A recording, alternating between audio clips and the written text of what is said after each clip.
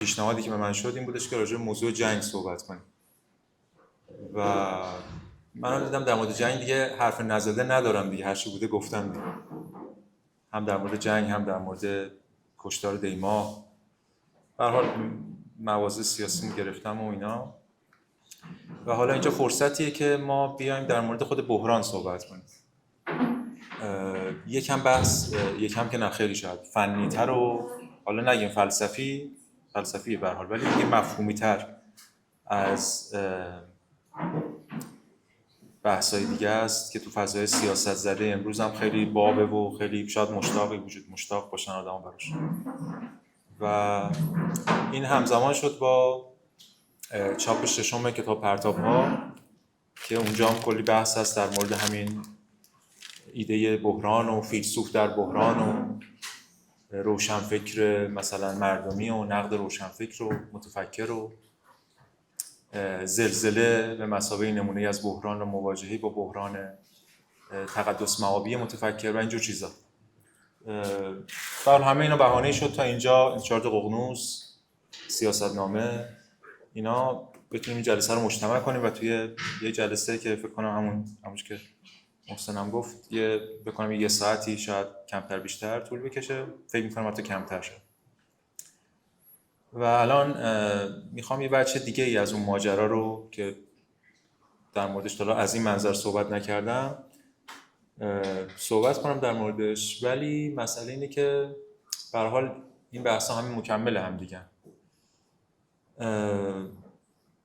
و یه چیزی هم قبل از که بخوام شروع کنم بگم در مورد مخاطب آدم باید بگه. یه موقع است آدم مخاطب عام داره. اگه جا به جا کنن دوستان بهتر ببخشید. حالا میتونه اینم نباشه، یعنی بلند آدم برای کسانی که عقب نشستن خیلی واضح نیست. ببخشید من وسط صحبتتون میخوام که یه ذره بهتر بشه. فکر کنم الان که احتمال 99% باشه. یه چیزی بسیار یه نکته هم به ذهنم میرسه در مورد مخاطب بگم. یه موقع است ما مخاطب عام داریم و یه سری یک ترمینولوژی خودشو داره، نوع مواجهه خودشو داره، دغدغه‌های خودشو داره و به هر حال باید آدم بیاد در اون سطح صحبت کنه. خیلی از بحث سیاسی ما شاید تو این سطح باشه، این تلاش برای اقناع یه سری مخاطبان. ولی توی این جلسه من یه مخاطب خاص رو مد نظر دارم. حالا به هر حال امیدوارم که مخاطبانی که اومدن خیلی سرخورده نشن، ولی من مخاطب مشخصا هم پروبلماتیکی که مثلا با فضای گفتمانی من آشناست. حالا اون کتاب پرتاب‌ها که نوشته‌اش بعضیش برمیگرده به بیش از 10 سال پیش جستارهاش و به هر حال توی حال هوای دیگه‌ای نوشته شده بوده، با اون فضا آشناست یا با اصول مبارزه و اینجور چیزا. حداقل توی یه حدی میشه گفت هم پروبلماتیکه و به همین دلیل دیگه میشه با اون مخاطب بحث جدی‌تر و فنی‌تری کرد. در غیر این صورت خب شاید بحثا خیلی آزارنده باشه، حتی ناامید کننده باشه، چون معمولا مخاطب دنبال یه پاسخیه، مثلا بگه تفکر در بحران، که بعد یه نفر بیاد بگه ها این تفکر در بحران اینه، در که در ایده‌ای که من ازش دفاع میکنم اصلا همچین پاسخی به این شکل توش نداره و اصلا ارائه چنین پاسخهایی رو به شکل واضح اصلا غیر اخلاقی میدونم که حالا میگم در موردش صحبت میکنم. فقط شاید بشه یه مسیری رو آدم نشون بده، حالا حداقل مسیری که خودش طی کرده یا داره بهش فکر میکنه و در واقع خود مخاطبه که باید پاسخ بده. به هر حال اصطلاح تفکر در بحران که عنوان این جلسه است 3 تا معنی به ذهن میره، متبادر میکنه. یکیش که اول از همه شاید به ذهن برسه اینه که تفکر در زمانه بحران، که اونم هست دیگه، در مورد اونم میخوایم صحبت کنیم. یکی دیگه‌اش اینه که تفکر خودش در بحرانه و سومی این که تفکر درباره بحران، چون قدیما بود الان دیگه کمتر استفاده میشه، ولی میگفتن در یعنی درباره، جستاری در فلان چیز میشه، جستاری درباره فلان چیز. و به نظرم هر 3 تا اینا با هم یه رابطه در هم تنیده‌ای دارن، یعنی هم تفکر در بحرانه، هم تفکر درباره بحرانه، هم تفکر در زمانه بحرانه و اینا رو هم دیگه اثر در واقع تاثیر متقابل دارن. اول پس من یه اشاره کوچیک میکنم درباره خود بحران یا تفکر درباره بحران و بعد میرسم به اون بحثی که در زمانه بحران تفکر اصلا یعنی چی، اصلا منظور من چی از این عنوان و این جلسه. وقتی ما میگیم بحران میتونیم بیایم از تعریف بحران شروع کنیم که ما رو میبره توی مسئله تعریف. من نمیخوام این کارو بکنم به خاطر اینکه تعریف کردن یه پیچیدگیایی داره و ما رو وارد بحثا میکنه، ولی میشه از یه نگاه کارکردگرانه میشه از بعضی از خصلت‌های بحران آغاز کرد. اولا خود بحران، حالا هم عربی هم فارسیش، اینکه ریشش از کجا اومده هم باز کم پیچیده است. منم یه جستجویی کردم هم الان هم قبلا، روایت‌های مختلفی وجود داره، ولی تقریبا متناظر با اون چیزی که ما امروز در زبان انگلیسی بهش میگیم کرایسیس، که اونم ریشش از یونانی اومده، کریسیس یونانی، که بعضیا حتی میگن بحران هم معرب شده کریسیس از یه مسیری اومده که حالا بحثای خودشو داره. به هر حال توی ادبیات بحث در مورد بحران، مدیریت بحران، بحران شناسی و اینجور چیزا، اونجوری که من دیدم 4 تا خصلت یا شاخصه یا بگیم رکن منتسب میکنم به بحران. 4 تا. یکیش غیر منتظره بودن یا ناگهانی بودن یا پیشبینی ناپذیریه. یعنی من بحران مکانم داریم، آره فکر کنم اینجا خالیه، دوستان میتونن یه کف نشین و کف خواب هستن اینجاها میشه نشست. بعد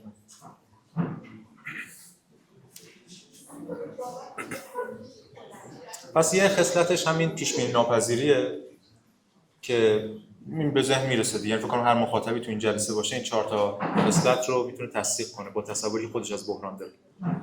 یعنی یه روندی داره امور طی میشه، بعد یه دفعه یه شکافی، یه اتفاقی میفته که برای ما پیش بینی ناپذیر بود. چون اگه پیش بینی پذیر باشه که دیگه بحران نیست، یعنی یه اتفاق، یه رویدادی مثل باقی رویدادها. پس یکیش اینه که همین بیشتر عامل اضطراب میشه. دوم شدتمند بحران. اینا رو میگم برای که بعدا با اینا کار داریم دیگه.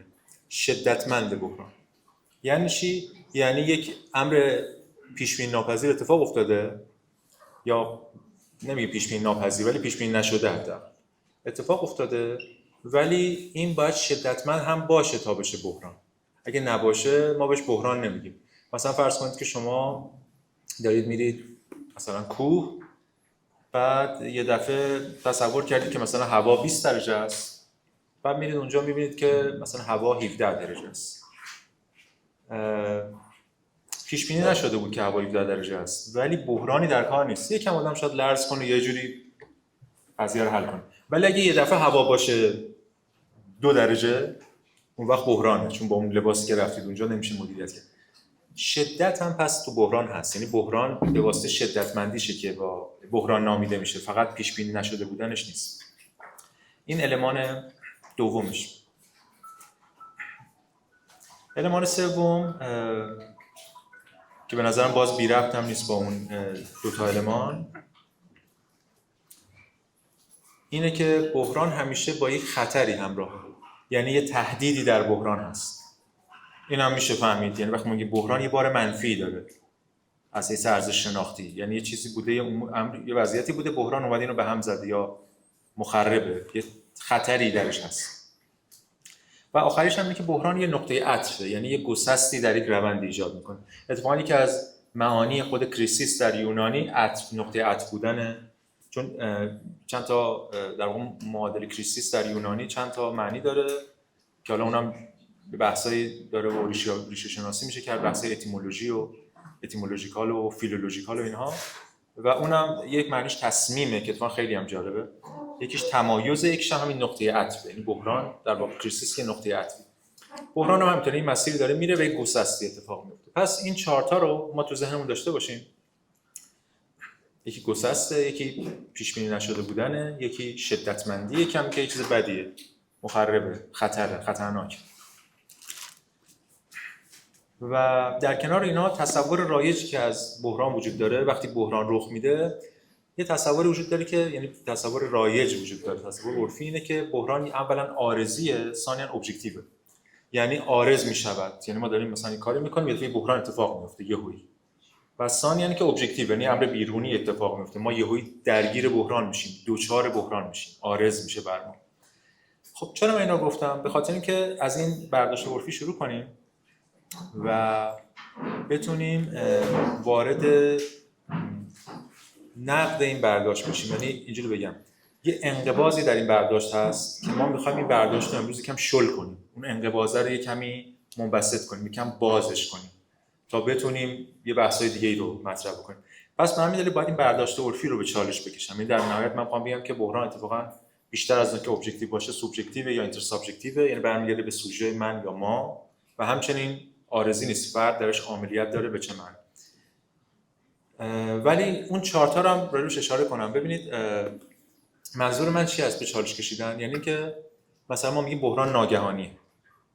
اوکی، بحران ناگهانیه، پیش بینی نشده است، ولی این پیش بینی نشده بودن بیشتر از اینکه به خود بحران برمیگرده به دانش سوژه، آمادگی سوژه، به تعبیر حالا خودم آمادگی سوژه یا جهل ما نسبت به بحران. یعنی امکان داره برای یه نفری مثلا جنگ اتفاق میفته، یه دفعه میگه وای یهوی جنگ بر من عارض شد، جنگ پیش بینی نشده. ولی برای یه نفری که استراتژیسته معلومه که خب نیروهای در منطقه اینا هستن، معلومه بعد امروز فردا جنگ میشه، پس وقتی جنگ میشه یه اتفاق پیش بینی نشده ای نیفته. پس این برمیگرده پیش بینی نشده بودنش به خود سوژه یا اینتر سابژکتیویته، یعنی برمیگرده به ما یا من. مسئله شدتمندی هم همینطور، یعنی یه چیزی خودش شدتمند نیست، بلکه بسته به ظرفیت منه که شدتمنده. یه موقع است من با 2 درجه دمای بالا پایین سیستمم به هم میریزه. دیدید حالا خیلی بازم چیز عرفی میبینیم، یکم گرم میشه مثلا میگم چقدر گرمه، چقدر سرده، چرا اینجوری، یعنی کوچیک‌ترین، چون ظرفیت پایین میاد یعنی در واقع تاب‌آوری پایین، یعنی حساسیت بالاست. حساسیت در معنای در واقع متناظر با بحث تاب‌آوری، یعنی یکم هوا گرم میشه، یکم هوا سرد میشه، اتفاقی میفته یه دفعه. یعنی شدتمندی ربط به خود ابژه نداره، بیشتر به خود سوژه یا سوبژکتیویته یا اینتر سوبژکتیویته ربط داره که ظرفیت داره برای اینکه این شدتمندی روش چه اثری بذاره. و همچنین به مانیتورینگ رصد برمیگرده، یعنی به این دلیل این شدتمندی تو این دقیقه که سوژه یا فرد یا حالا یه جامعه رصد نکرده اون روند رو و یه دفعه شدت رو فقط میتونه ببینه. ببینید نگاه ما، رصدگری اصلا یعنی چی؟ یا که یکی از اون در واقع زیرشاخه‌های آگاهی هم محسوب میشه، یعنی اینکه فرد تا چه حدی آگاه از اتفاقات. یه موقعی است ما انقدر کوریم، انقدر رصدگریمون پایینه، انقدر سر شدیم، انقدر ناآگاهیم که یه چیزی باید یه خیلی شدتمند بشه تا ما بفهمیم هست.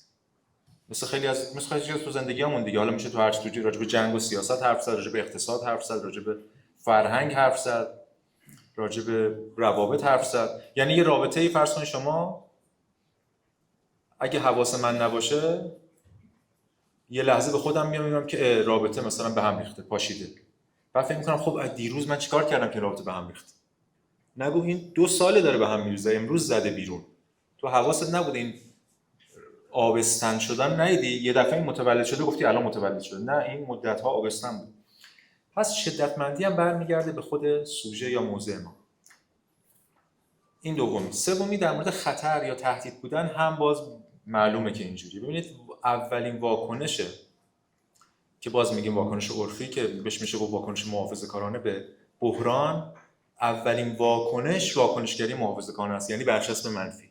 یعنی هر چیزی که یکم چیزی رو به هم بزنه بار منفی داره. حالا میخواد جنگ باشه، میخواد سرما باشه، میخواد ترک کردن معشوق باشه یا پارتنر، هر چی. اولین ریاکشن بهش اینه که این یه چیز منفی، یه تهدیدیه. چرا؟ چون نگاه محافظه‌کارانه براش هر تغییری یه تهدیده. هر تغییری رو تهدید تصور میکنه. و چهارمی که نقطه عطفه، یعنی بحران یک گسسته، از این جهت یک جانب است که اون پیوستار رو نمیبینی. چون گسست اصلا بدون پیوستار معنی نمیده. هر گسستی به واسطه پیوستاره که اصلا گسست محسوب میشه، گسست به حساب میاد. ما گسست مطلق نداریم. یه نقدی هست که میشه بعضی از رویکردهای پست مدرن هم وارد کرد. یه گفتگویی داشتم من سالها پیش، شاید بیش از 10 سال پیش، با آقای دکتر آرش حیدری دانشگاه علامه.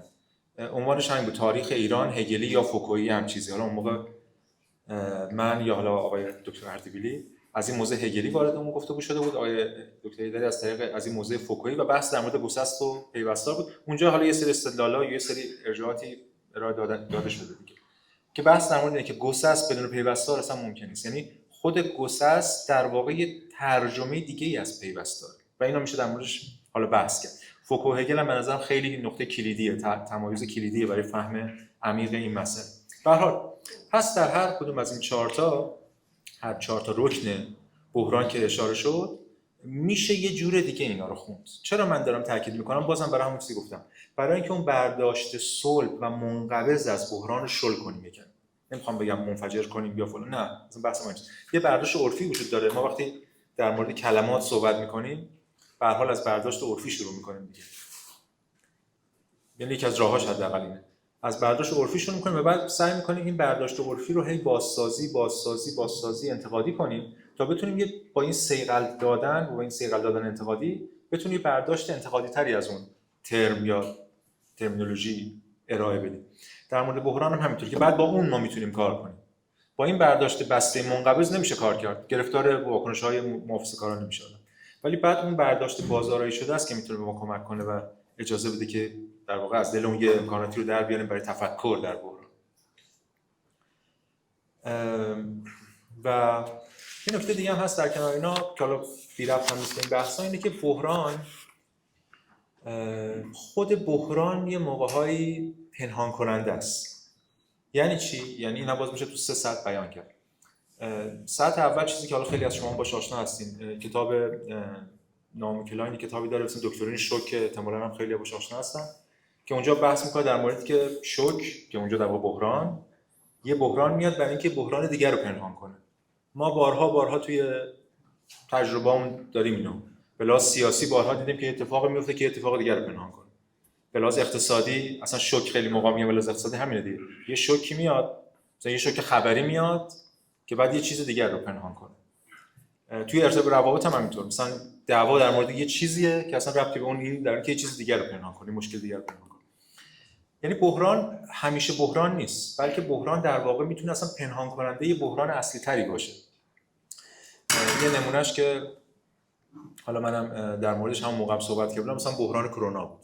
یه بیماری اومد در جهان به اسم کرونا که اون موقع خیلی سر صدا کرد، خیلی هم حرف زدن در موردش به عنوان بحران و بعد بعضی حتی گفتن جهان بعد از کرونا، جهان قبل از کرونا، دیگه ما به اون جهان برنمیگردیم، بعدش هم برگشتیم دیگه.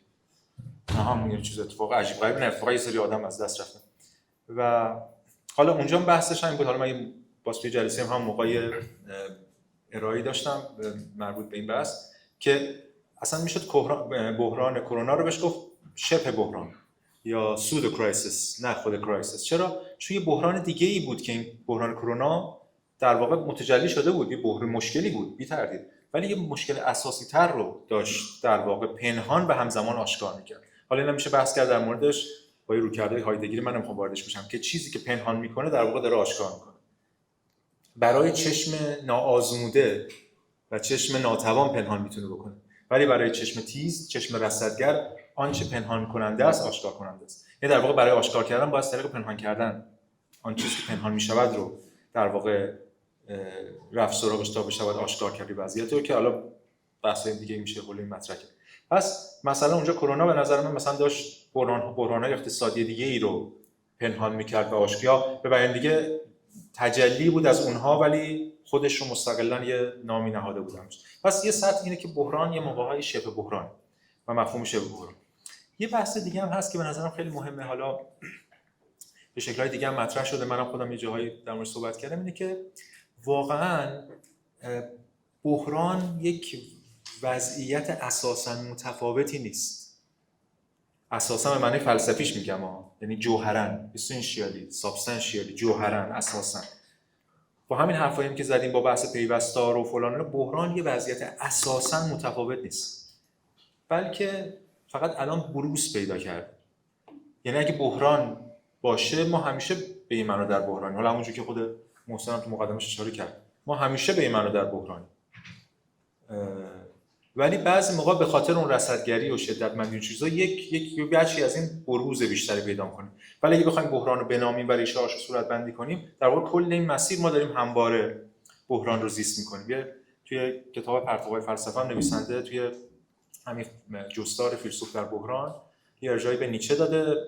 همین دیگه مضمونش اینه که انسان باغچه خوشبختی خیش را بر دهانه آتشفشان ساخته است. به هر حال همه ما باغچه خوشبختی خودمون رو، یعنی به معنی ما همه در دهانه آتشفشان زندگی می‌کنیم. این که اون آتشفشان الان فوران نمی‌کنه به این معنی نیست که ما جامون امنه. کل حرف همین. این ما تو دهانه آتشفشان، این که الان فوران نمی‌کنه چون استانداردهای در واقع حاکم، حالا مشخصا نظام سرمایه‌داری و نئولیبرالیسم، در واقع اون بخشی رو کار داره که حالا هنوز بحران نیامده ما بتونیم اون رو ایدئالیزه کنیم. یعنی وقتی که تو بیمارستان هستی و درد میکشی بده، وقتی تو خونت نشستی و درد نمیکشی خوبه. یعنی اون بخشی که هنوز در دهان آتش بشن اون رو ایدئالیزه میکنه برای این، در واقع همش توی سطحی از بحران، اونم بحران. و اینم به نظرم خیلی مهمه، یعنی در معرض بودن. این نکته دوم. و نکته سوم که حالا میشه در مورد بحران بازی کامنتی گذاشت و این رو باز کرد، اینه که اون چیزی که میشه بهش گفت فریب حافظه. این خیلی برای خود من جالبه، هم در مورد خودم وقتی اتفاق میفته، وقتی مچشو میگیرم یا مچمو میگیرم یا مچ خودمو میگیرم یا مچ چیزی بگیم مچ اون کاراکتری که این فریبو میده میگیرم یا این فریبو میخوره میگیرم. فریب حافظه در مورد بحران یعنی چی؟ یعنی وقتی بحران اتفاق میفته خیلی جالبه، بروز پیدا میکنه، انگار وضعیت قبل از بروز بحران میشه وضعیت مطلوب و ما یادمون میره که وضعیتش اصلا وضعیت مطلوبی نبوده اون موقع که داشتیم تجربهش میکردیم. مثل همین بحث نمونه‌های مختلف، مثل بحث همون کرونا که تمام دغدغه افراد این شده بود که خب چجوری برگردیم به قبل، همون زمانی که همه داشتن غر می‌زدن که زندگی اصلا این چه زندگی. یا حالا یه تجربه‌ای برای خودم اتفاق افتاد پارسال توی یک جلسه‌ای هم به اسم مراقبت در باب مراقبت رهایی بخش هم اینو تعریف کردم. الان باز میگم خیلی برای خود من جالب بود مچ خودم رو گرفتم، چون ما در نهایت همیشه عادت داریم مچ دیگران رو بگیریم دیگه، هنر اینه که بتونیم مچ خودمون رو بگیریم. خیلی پیچیده‌تره چون ما در واقع دیگران راحت‌تر رصد می‌کنیم تا خودمون. اونم اینه که من یه سفری رفته بودم، حالا یه جایی توی کوه و لباس مناسب نداشتم. بعد فصل خیلی سردی هم نبود، ولی یکم که رفتیم جلوتر یه دفعه تگرگ خیلی شدید و بعد سرمای بسیار شدید و خیس بودم، لباسم تمام خیس بود، باد شدیدم می اومد و خب ما نه راه پیش. خب این وضعیت از خطرناکه، شما شروع کنید تو طبیعت به لرزیدن و هیچی، نه آتیشی نه لباسی نه چی، من پانچو اینام نداشتم و خب یعنی در بلند مدت امکان داره به هر حال خطراتی داشته باشه. بعد اولین چیزی که به ذهن من اون موقع رسید این بودش که خب اوکی من الان اگه من نمی اومدم الان یا مثلا من چجوری میتونم برگردم خونم پیش بخاری یا مثلا جای امن. بعد خیلی جالب بود این، یعنی به ذهن همه ما میرسم چیزی که ای کاش نمی اومدم، یا اگه من نمی اومدم مثلا یه جای امن‌تری بودم الان چقدر بهتر بود، چجوری برگردم خونه الان، در حالی که من از خونه اومدم اینجا. کل حرف اینه، من خونه اگه خیلی برام راضی بودم که خونه مونده بودم، مثلا اومده بودم برای ادونچری ماجرا و کوه و اینا، ولی تا تهدید خطر از یه حدی بیشتر شد من بلافاصله محافظه‌کاری ریاکشن محافظه‌کارانه نشون دادم که خب من کی برگردم کی تموم میشه فلان، ذهنه که کی تموم میشه.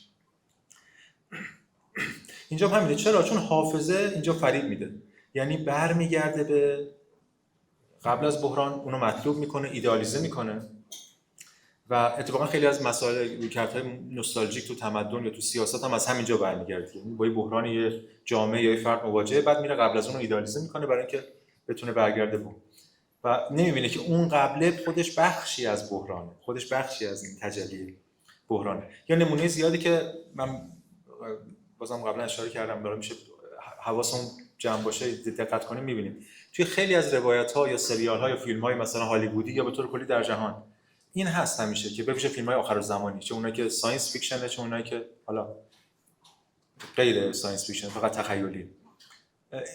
خیلی جالب داستان یه وضعیتیه معمولا اول فیلم یا اول داستان یا اولین اپیزود سیزن 1 یه وضعیتی خانواده یعنی هستن و یه اتفاقاتی میفته بعد مثلا یه چیز سنگین میاد میخوره مثلا آدم فضایی میاد نمیدونم یا زامبیا میان یا یه ویروسی میاد یا چه میدونم هر چی یه اتفاقی میفته یکی کشته میشه یه بیماری میاد تو شهر هر چی بعد همه چی میرزه به هم و بعد شما میبینید تمام تلاش قهرمان داستان اینه که بره برگرده به روز قبل از این اتفاق که به همون زندگی فلاکتباری که قبل از این بحران بهش میگفت فلاکتبار الان شده ایدئالش ادامه بده.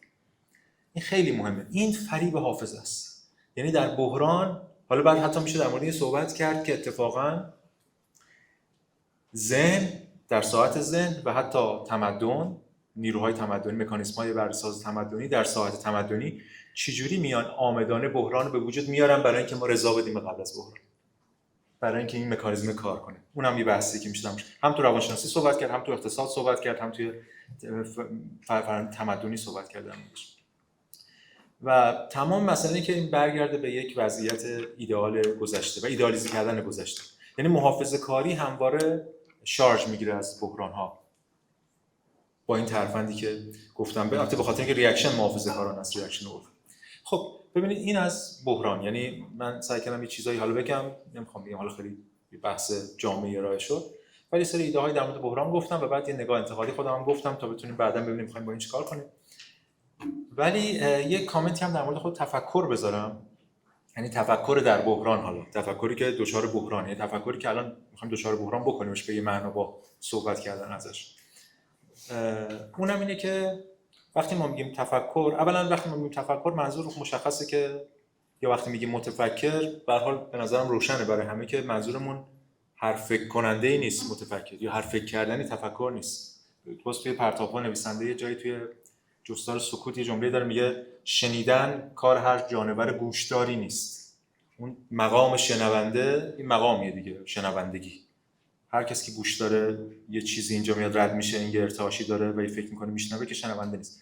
متفکر هم همینطور هر کسی که فکر داره میکنه که متفکر نیست. پس ما داریم میشه از یک شکل خاصی از تفکر که حالا اینجا توی هم کتاب پرتاب‌ها نویسنده اینو با صفت رادیکال نشون میده هم حالا تو آثار دیگه جاهای دیگه منم از این اصطلاح خیلی استفاده میکنم که بتونم متمایز کنم یه رویکرد از اون رویکرد عرفی یعنی متفکر رادیکال یعنی تفکر رادیکال بشه معناست اینجا اون تفکری که مد نظر حالا این کلام منه چون میخوام یه چیزی در بیاریم که به درد بحث ما بخوره و در این معنا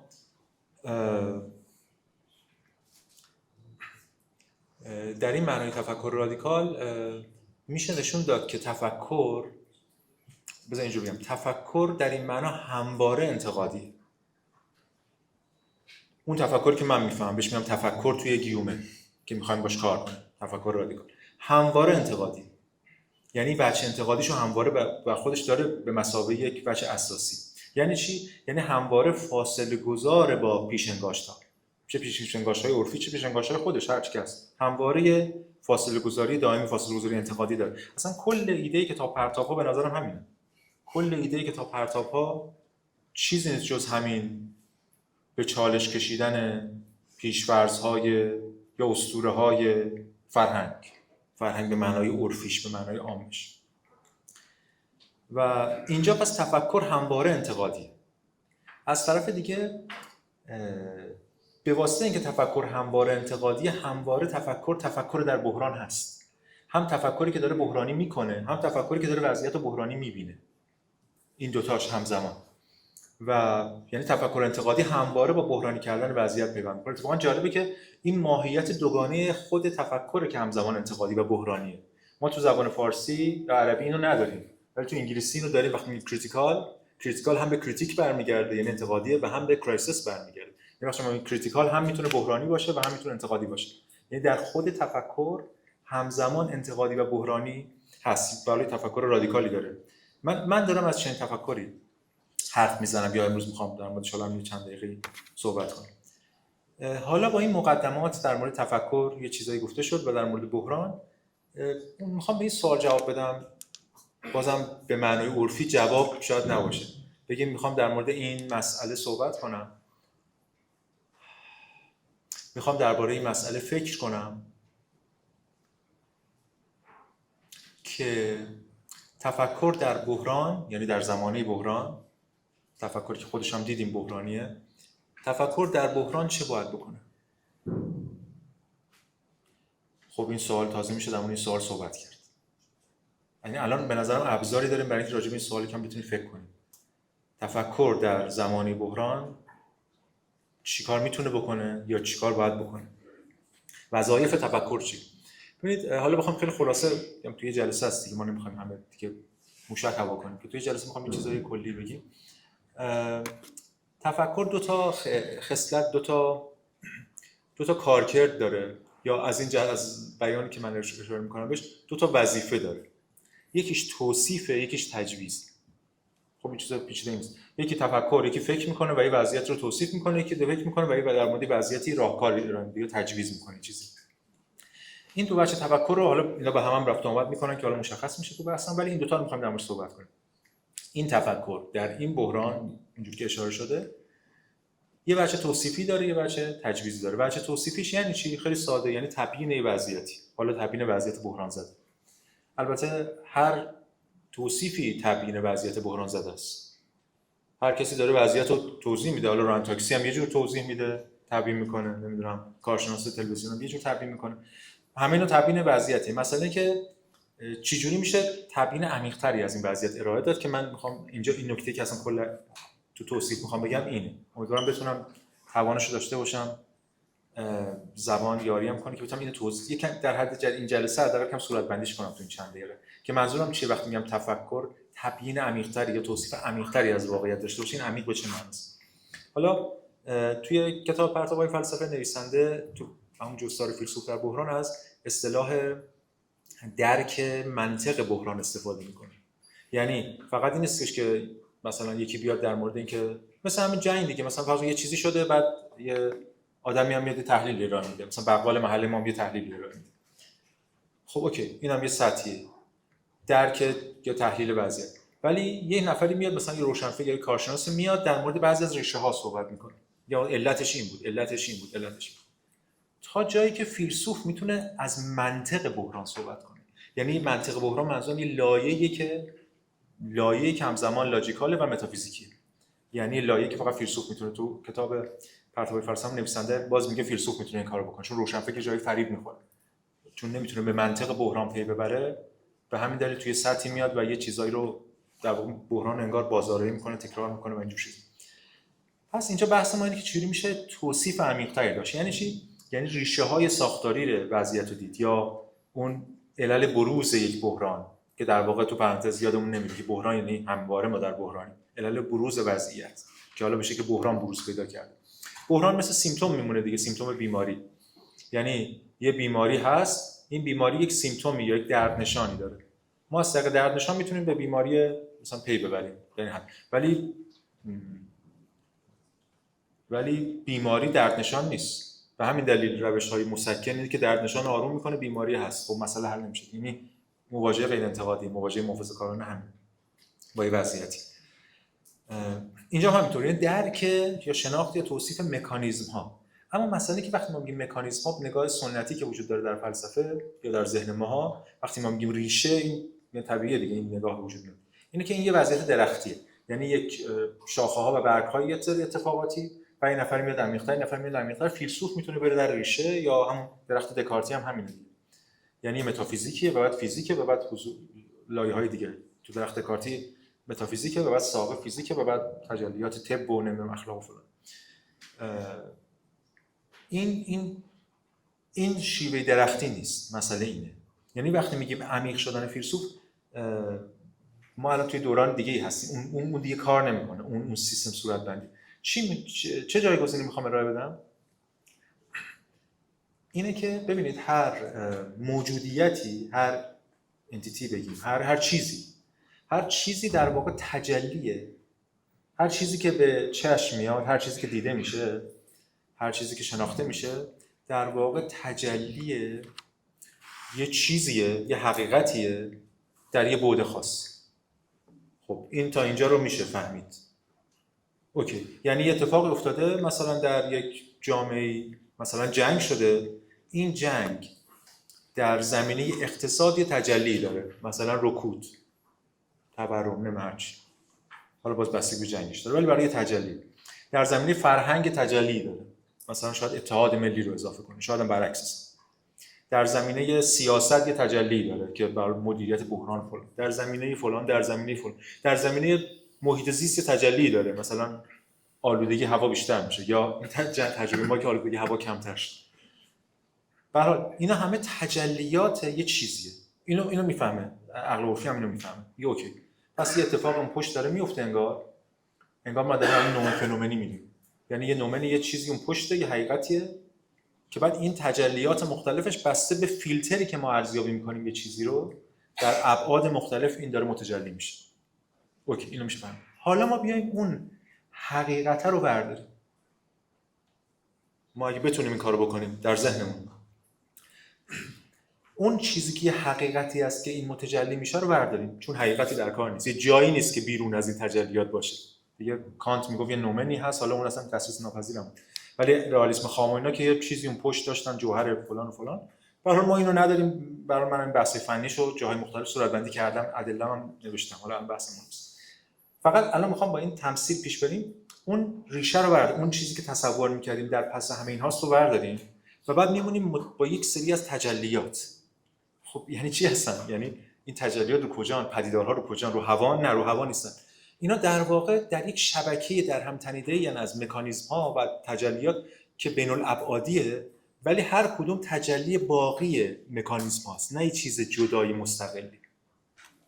به همین دلیل وقتی که ما میگیم فلسفه یا حالا متفکر یا تفکر باید عمیق‌تر بره در توصیف یک وضعیت، این عمیق‌تر شدن به این معنی نیست که بره اون ریشه اصلیه رو پیدا کنه، اصلا اصلیه‌ای در کار نیست، اون نخود سیاهیه که ما قرن‌ها دنبالش بودیم، بلکه مسئله اینه که اتفاقا بتونه با یه ابزاری، با یه مکانیزم‌های روایتگرانه‌ای بتونه به شکل شمولگرا بیشتر توضیح بده این مکانیزم‌های بین‌الابعادی رو. یعنی با یه مفهومی بتونه توضیح بده، بیشتر بتونه توضیح بده این تأثیر بین‌الابعادی یا شبکه‌ای که وجود داره بین این مکانیزم‌ها یا بین این ابعاد مختلف. چون این میگم یه بعد مرکزی نداره، بی مرکزه.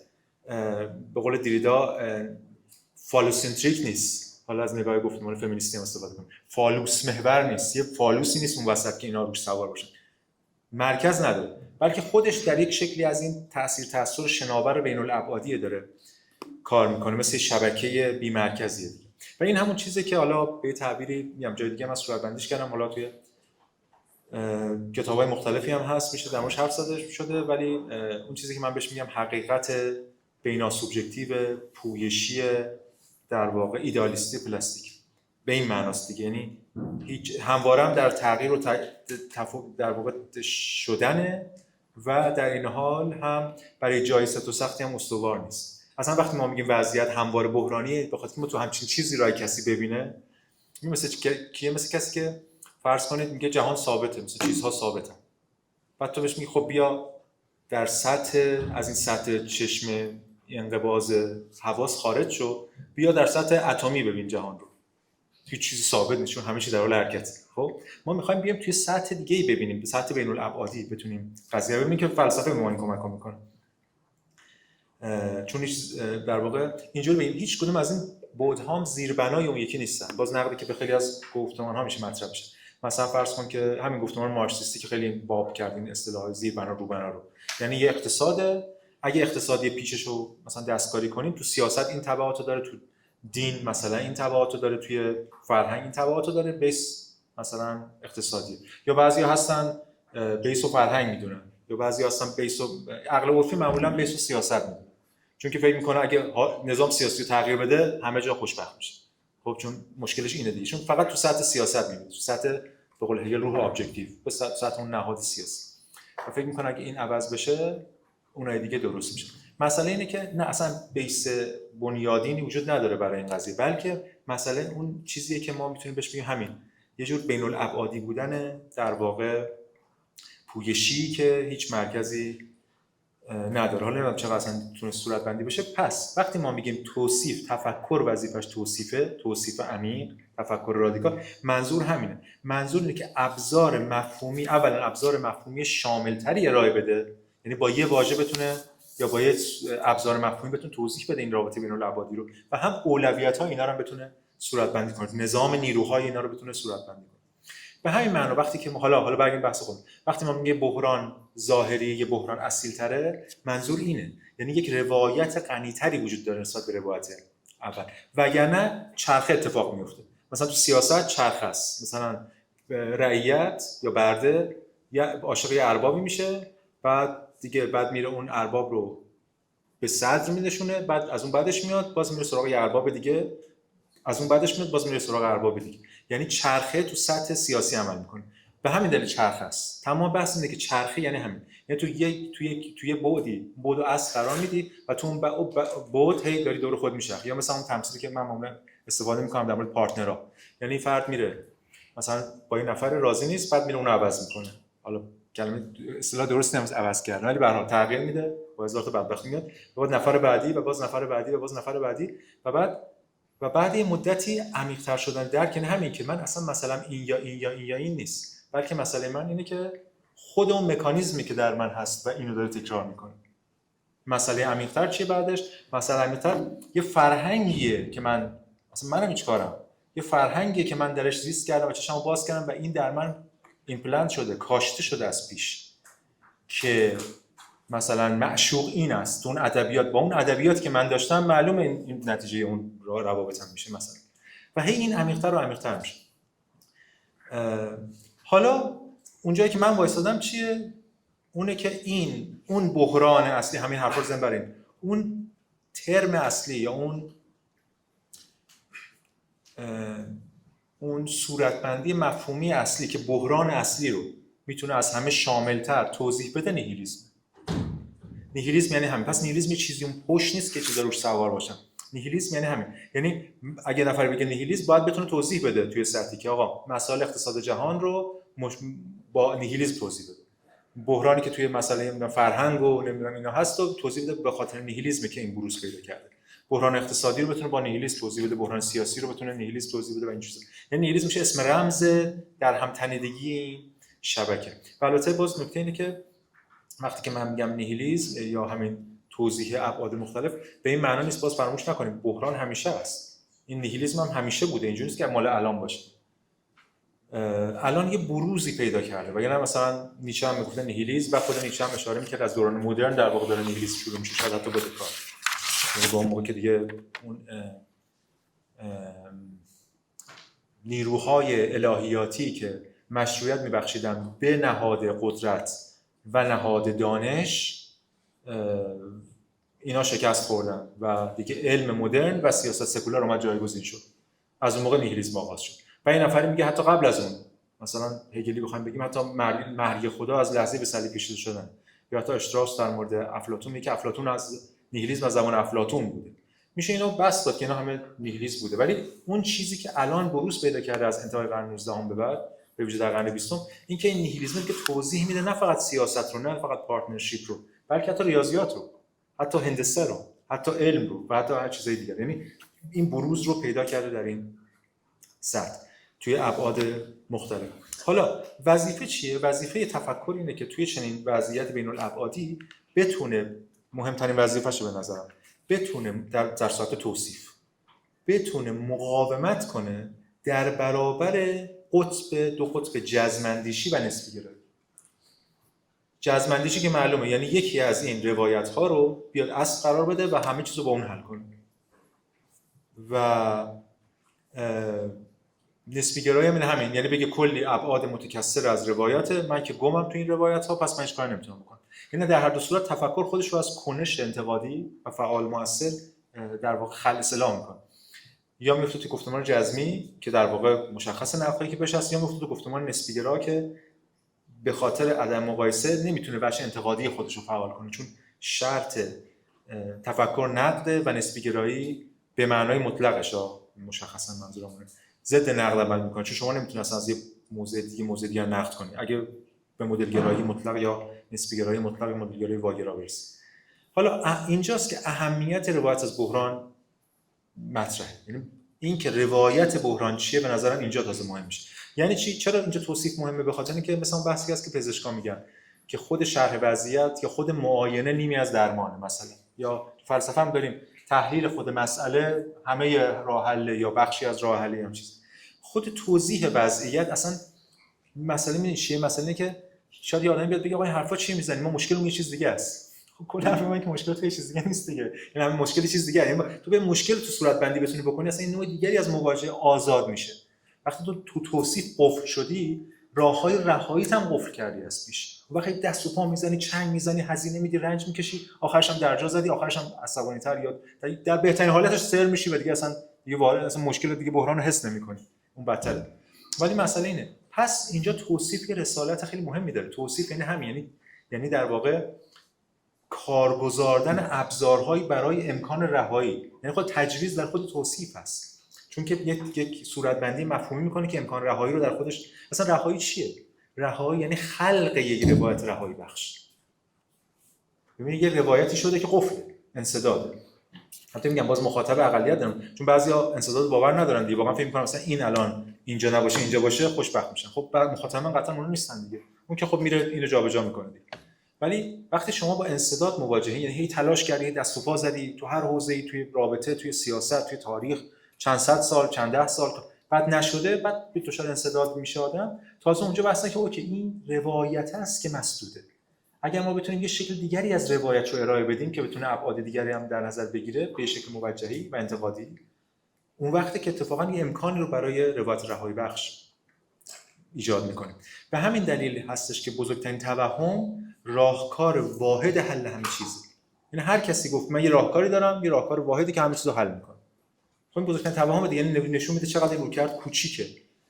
حالا هر چیزی باشه، مثلا میگه من حل میکنم، مثلا الان اگه جمهوری اسلامی نباشه همه چی حل میشه. یکی دیگه از اون ور میگه اگه اسرائیل تو منطقه نبود ما خوشبخت بودیم. نه، هزار تا بدبختی دیگه داشتیم، حالا سر کله می‌زدیم با هزار تا نهادی. یا مثلا اگه سرمایه‌داری نبود مثلا ما فلان. اصلا یعنی فروکاستن مسئله، اگه فقر در جهان نبود مثلا مشکل حل میشد. ببین مسئله اینه دیگه، فروکاستن همه چیز به یک راهکار دلیلش دقیقاً همین ندیدن این در واقع حقیقت بین الابعادی، بین سوبژکتیو، چند ارزشی، پویشیه. و نکته اصلی هم اینه که اتفاقا همین روایت ما رو توی انسدادی گیر میندازه و قفل میکنه. یه نکته که حالا به ذهنم میرسه اینه که ببینید شاید حالا کمی تعبیر سوء تفاهم ایجاد کنه، ولی حالا بتونم صورت بندیش کنم. نه تنها یه راهکار همه مسائل رو حل نمیکنه، بلکه یک راهکار یه مسئله رو هم حل نمیکنه. چون اون مسئله که تو ابعاد مختلف باید دیده بشه و مواجه بشیم باشه. یعنی اینجوریه که آیا اوکی باشه من کار به چیزی ندارم، من فقط یه راهکار اقتصادی برای فلان مسئله اقتصاد دارم. نمیشه، چون فلان مسئله اقتصاد در سیستم تاثیر متقابل بین الابعادیه و بعد تو همزمان در همه حوزه‌ها بتونی اون تفسیر رهایی بخشی از چرا تا بتونی از این عبور کنی، مواجه بشی به صورت انتقادی. به همین دلیل خود بحران یک روایته و یک روایت پیچیده است. تن ندادن به پیچیدگی در بحران‌ها و راحت کردن مسائل به تلاش برای اینکه یه شبه مسئله رو حل کنم، تو یه خط مسئله رو تحلیل کنم، یه روایت کپسولی از یه چیزی بدم، در واقع یه ریاکشن عافیت طلبانه است یا یه جور فرار از اینکه مواجه بشی با ابعاد مختلف پیچیدگی که هیچ وقت کامل نمیشه، همواره هنوز ناتمام، هیچ وقت به چنگ نمیاد. در واقع در همین رفت و آمد دائم هستی بین این ابعاد. و اینجاست که یه نسبتی واسه بین تجویز و توصیف وجود داره. حالا توی اون منطقی که در کتاب اصول مبارزه، میگه فلسفه منطقی در کتاب اصول مبارزه صورتبندی شده، مفهوم پلاستیسیته واسه هم مبارزه این بحث میشه، هم تو توصیف هم تو تجویز. اتفاقا جایی که توصیف و تجویز و پلاستیسیته به هم پیوند میزنه. ببینید پلاستیسیته چیکار؟ پلاستیسیته اصلا چیه؟ مفهومی که خب حالا بوده در تاریخ بوده قبلا، بعد دیگه توی حوزه فیزیک و اینا اومده مطرح شده، پلاستیک و الاستیک تو فیزیک مکانیک و اینا، و بعد توی تونسته یه چیزی رو، باز میگم به همین معنای تفکری که ما صحبت می‌کردیم، تونسته یه چیزی رو توی نورولوژی باز کنه. یه قفلی بود توی نورولوژی که با نیمکره‌ها و اینا مثلا صورت بندیش کار نمی‌شد. مفهوم پلاستیسیته میاد یه قفلی رو اونجا باز می‌کنه، یه انقباضی رو باز می‌کنه برای اینکه بشه صورت بندی کرد از کارکرد مغز، که از اون کارکرد جزمی در واقع رئالیستی قبلی خارج میشه و یه رویکردی پیدا کنه و بعد اینا اتفاقات میفته. تو فلسفه هم میاد و منم به تبعیت از کاترین مالابو اینو میام توی منطق یا تو فلسفه استفاده میکنم، چون کاترین مالابو این کارو میکنه، پلاستیسیته رو از هگل و نورولوژی میاره و اینا رو به هم پیوند میزنه و یه امکاناتی رو برای عبور از دیریدا فراهم میکنه. البته اون پایان‌نامه‌اش هم اصلا از نظر دیریدا نوشته شده، اون کتابش راجع به پلاستیسیته. حالا چرا پلاستیسیته؟ بخاطر پلاستیسیته یا مفهوم پلاستیک واجد سه تا، ببینید یک چیز سالید داریم، یه چیز سولید داریم و یه چیز الاستیک داریم که دائما مثل فلکسیبل دیگه، انعطاف پذیر، شکل پذیره. اینم که اصلا شکل پذیر نیست و این یعنی همون نماد جزم‌اندیشی به یه معنا متناظره، اینم نماد نسبی گرایی که باز پست مدرن و الاستیک که نقد رو ناممکن میکنه. پلاستیسیته میاد میتونه یه امکانی رو این وسط ایجاد کنه که نه دچار نسبی گرایی بشه و نه دچار جزم‌اندیشی. سه تا در واقع دلالت مفهومی رو به هم در هم تنیده در خودش مجتمع میکنه پلاستیسیته. یکی شکل پذیری که همین گفتیم مثل امر الاستیک تو این سطح، برخلاف امر سالید، امر در واقع صلب. یکی شکل پذیره که همین شبیه بیشتر حتی شاید متناظرم باشه با این بحث ما از توصیف، ولی یک بچه دیگه هم داریم که شکل دهنده است، یعنی همزمان که شکل پذیره شکل دهنده است، نه که یه چیزیه که یه موقع شکل پذیر، نه همزمان که شکل پذیره شکل دهنده است. اینجاست که اصلا میشه از این امکانی از توصیف و تجویز استفاده کرد و یه بچه انفجاری هم داره که توی در واقع توی ترمینولوژی فیزیکی هم ازش استفاده میشه که پلاستیک در واقع مواد منفجره میگه مواد پلاستیک. اون بچه انفجاریش که اتفاقا ازش رهایی میتونه حاصل بشه که اون بحث دیگه‌ای. پس هم شکل پذیره و هم شکل دهنده. به همین دلیل با این صورتبندی تفکر مفهومی هم توصیفیه و هم تجویزی. حالا در مورد توصیف من اشاره کردم که تفکر در بحران، تفکر موظف چجوری چیکار کنه در بحران، یکی اینکه توصیف کنه، یکی هم تجویز کنه که اینو در هم تنیده است. و اون بچه توصیفیش در واقع به این شکل بین الابعادی و فلان که هم حرف زدیم بشه. حالا بچه تجویزیش چیه؟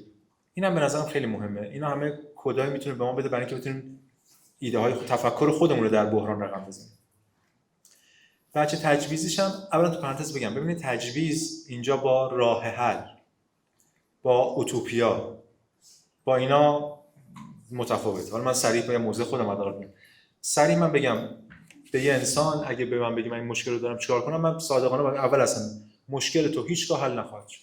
اینو با هر آدمی بتونیم بگیم خیلی خوبه. پزشکی برگرده به بیمار بگی ببین سلام، خوش اومدی، خیلی خوب، من بفهم مسئله حل نمیشه، حالا بیا صحبت کن. من با هر انسانی بیاد با من صحبت کنه بگم مثلا مشکل سیاسی، نمیدونم بدنی، نمیدونم هر چی، روانشناختی، هر چی، من میگم این سلام، مشکل تو حل نمیشه. مثلا چیزی به اسم حل مشکل وجود نداره. ما تو فلسفه هم داریم مسئله حل، مسئله از شکلی به شکل دیگه منتقل میشه. ما میتونیم عمیق‌تر کنیم، میتونیم شکل دیگه اصلا، ولی غایت ما حل مسئله یا به اون معنا حل مسئله این راهکار ایجابی که دیگه مسئله حل شه من برم به یه هپیلی و رفتری برسم و به یک اوتوپیایی از راهکار برسم نیست. اون روی کرد دائما از آغوش این منجی به منجی دیگه پناه میبره، به خاطر اینکه همیشه فریبش میدن که مسئله راه حل مسئله دست ماست. حالا اگه میتونه اون بشنوه، ولی باید صریح بود اول با این روی کرد ببینیم اصلا حل مسئله وجود نداره. حالا تازه میتونیم صحبت کنیم در مورد که اون رضایتی که تو دنبالشی اصلا توی حل مسئله نیست. اون رضایت توی یه چیز دیگه است که میشه بهش گفت مواجهه موجه با مسئله. کل حرف اینه دیگه. کل حرفم دیگه. که تو اگه میخوای مسئله بحران حل بشه به این معنی نیست که بحران تموم میشه، چون بحران تموم شه که محافظه‌کارانه است. اصلا بحران که تموم نمیشه، به شکلی از شکلی به شکل دیگه تبدیل میشه. اگه تو ریشه‌ش رو نشناسی که اتفاقا به شکل‌های مختلف همون رو تکرار می‌کنی. ولی مسئله اینه که تو چجوری بتونی مواجهه موجه با بحران داشته باشی. اینه که به نظرم تفکر، رسالت تفکر از وجه تجویز همینه. مواجهه موجه، خلق ارزش در زمانه بحران. یعنی تو زمان بحرانیه، میدونی اصلا چرا بحرانیه زمان بحران‌ها ببینید در ریشه اگه بریم، بحران‌ها در واقع بحران ارزش و معیاره. یعنی ارزش و معیارهای قبلی اگه معیارها و ارزش‌ها جواب میداد که دیگه بحرانی حاصل نمی‌شد. ارزش و معیارها دچار بحرانن، یعنی یا نیستن ملغا شدن یا اینکه هستن ولی دیگه ناکارآمدن که ما میگیم دوران زوال اسطوره‌ها فلان، وگرنه اصلا بحرانی در کار نبود. پس در حقیقت بحران در ارزش‌ها و معیارهاست و واکنش محافظه‌کارانه همیشه اینه که پنهانکاری سریع انجام میده. یعنی بحران شده، من چجوری برگردم به همون ارزش ها و معیارهای قبلی بدون اینکه اذیت شم، بدون اینکه این بحران رو ببینم. به همین دلیل سیستم مسکن محور دیگه در آستانه فریب دادن خود و دیگری.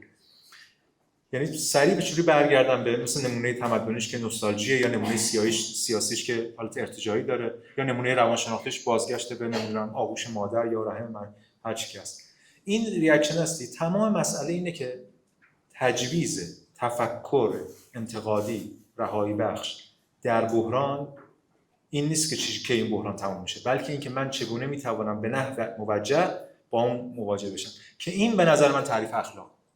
در یک کلام اخلاق یعنی همین، اصلا خلق اخلاق در بحران. کل تفکر اگه به لحاظ ایجابی و تجویزی بخواد کاری بکنه، اون چیزی که بهش میگم اخلاق در بحران یا اخلاق بحران.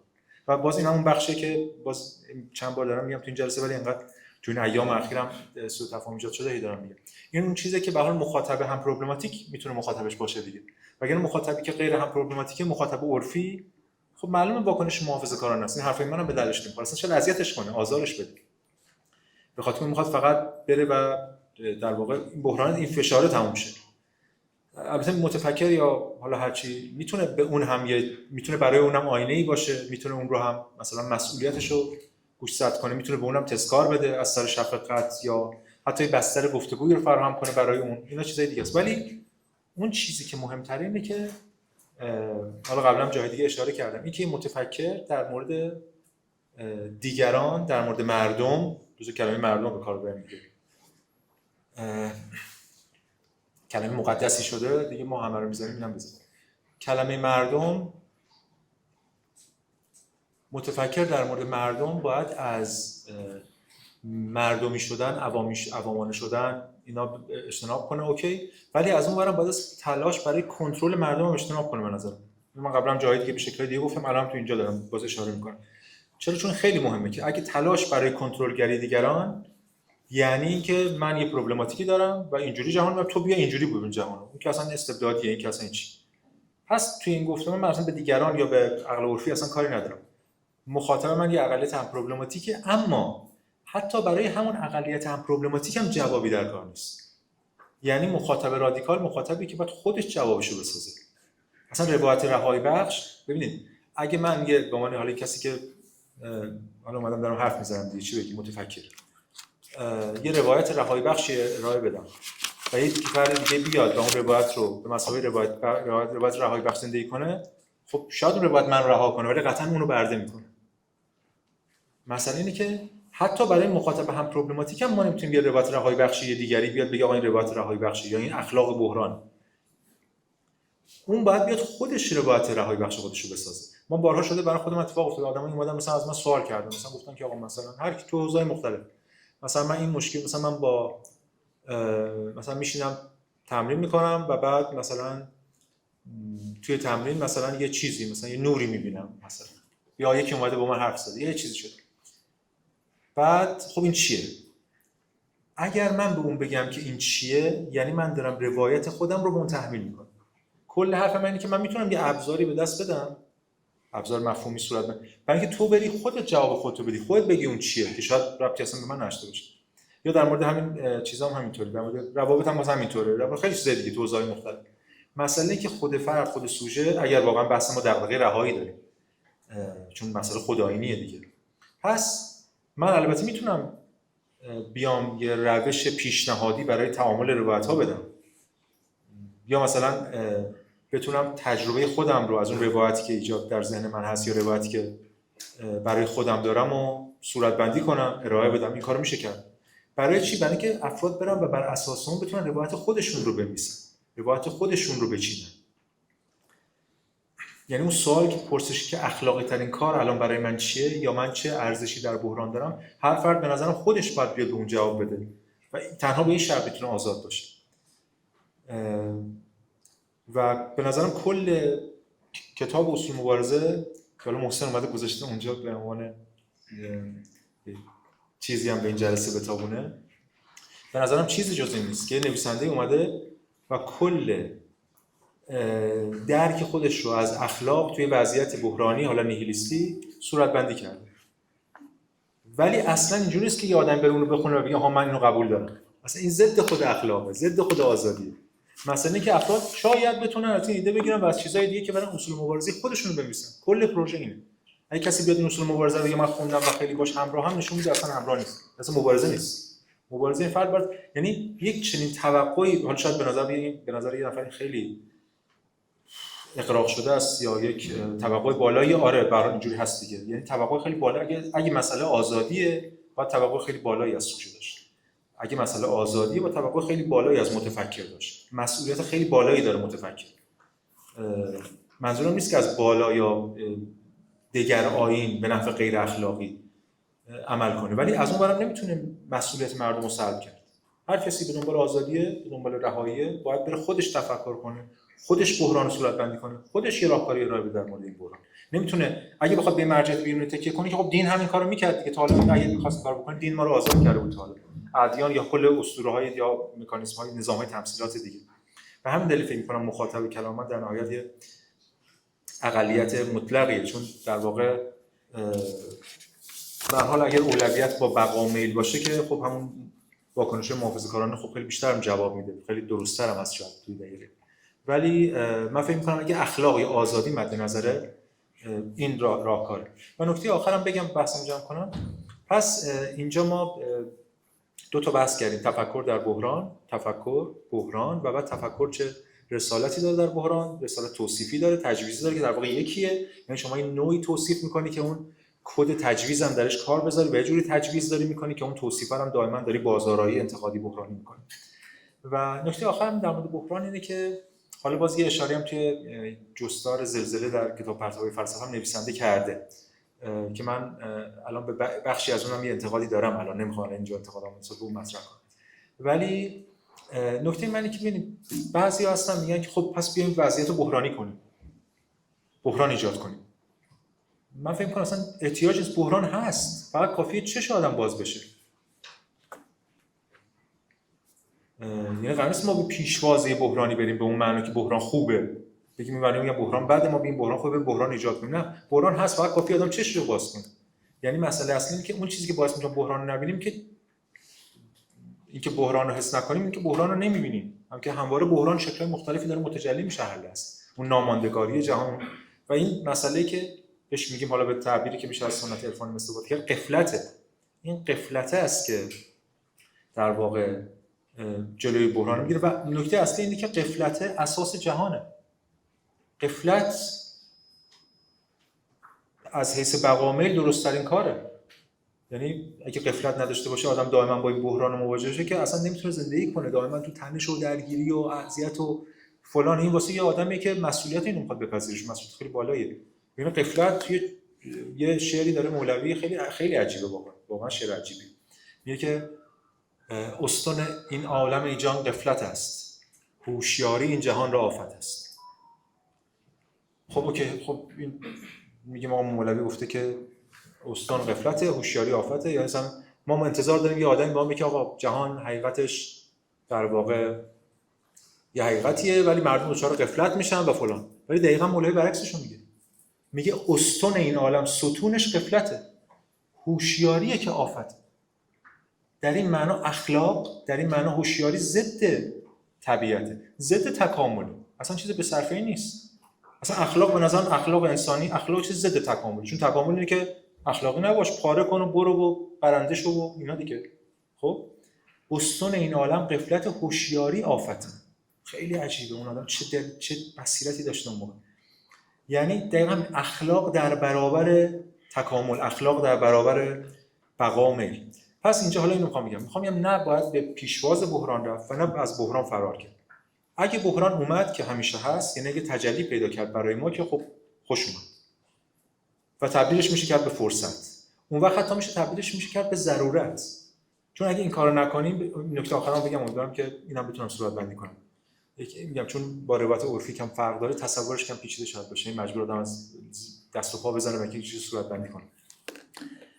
دقیقاً چون خلاف آمد عادت ذهن و بدن دیگه. ببین یعنی چی؟ منظورم چیه؟ منظورم اینه که اگر ما بحران رو به مثابه امری که عارض میشه بر ما که اومده و بعد یه شری درست کرد، یه خطری و ما چیزی از شرش رها بشیم بدونیم، خب همواره تو ریاکشن‌های واکنش‌های محافظه‌کارانه در قبالش می‌افتیم و ترس میاد بالا و بردگی میاد بالا و حتی اتفاقی میفته پشیمانی میاد بالا و اینا. ولی اون صورتبندی که حالا تو اصول مبارزه اومده و اینجا میخوام اشاره کنم با بحث خودم به نظر میتونم صورتبندیش کنم اینه که اگه برعکس چی؟ یعنی اگر یه بحرانی اتفاق افتاد ما اون رو تبدیل کنیم به ضرورت عمل اخلاقی. چجوری میشه این صورتبندی کرد؟ میگم در این صد الان خیلی حرفه دیگه، یعنی حرف رو حواسی، یعنی حرف قشنگه، ولی اصلا چجوری میشه تصورش کرد؟ فقط با یه شکلی از زمان، یه برداشت دیگری از زمان میشه این صورتبندی کرد که تو اصول مبارزه به اسم زمان تورخی اومده که زمان خطی، چون زمان خطی یه اتفاقی میفته بحران و تو گذشته رو میبینی و برای اتفاق افتاده برات آرز شده دیگه، ضربه‌ای بهت زده، خطری داره و تو میری به سمت آینده. گذشته اتفاق افتاده دیگه. اما تو رویکرد تورخی اینجوری نیست. زمان تورخی اینجوریه که تو یه اتفاق در گذشته اگر آرزی یا انفعالی خودتو در مواجهش قرار بدی و آرزو بفهمیش، خب تو میشی برده اون یا مفعول اون و اون وقت باید دائما سعی کنی اثرات مخربش رو سلب کنی و رها بشی. ولی اگر یه تورخی بخونیش یعنی چی؟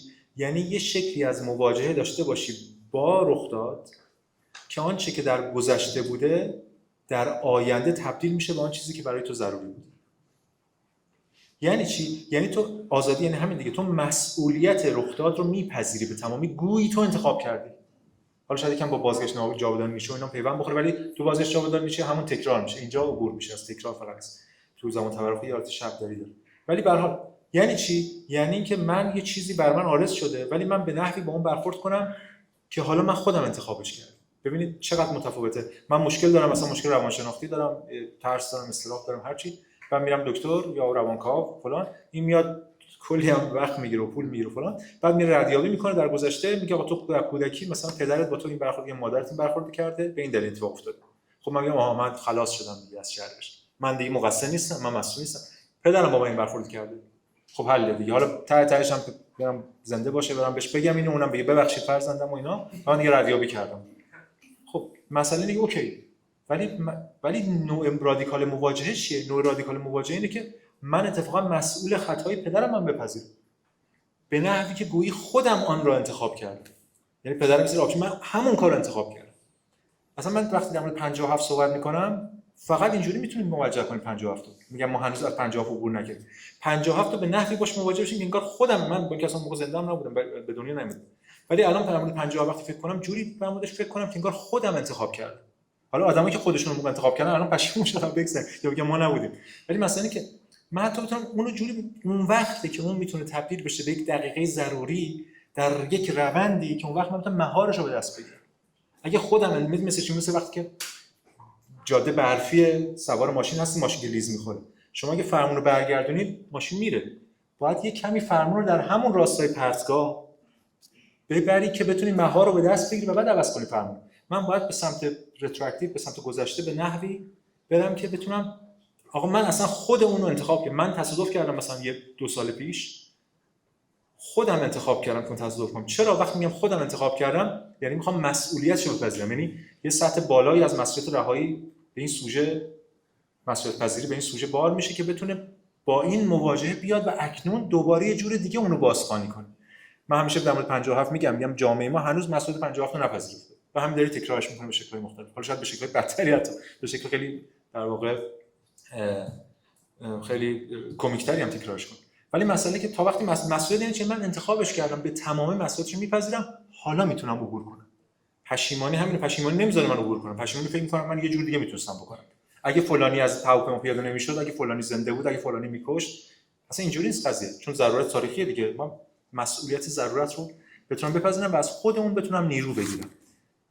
اینجاست که من میتونم در واقع دیگه غافلگیری نیست برای من بحران، بلکه من آماده‌ام براش، یا دیگه خطر و تهدید نیست بلکه خودش فرصت میشه. به قول هولدرین میگه هر جا که خطر هست رستگاری همانجاست یا رهایی همانجاست.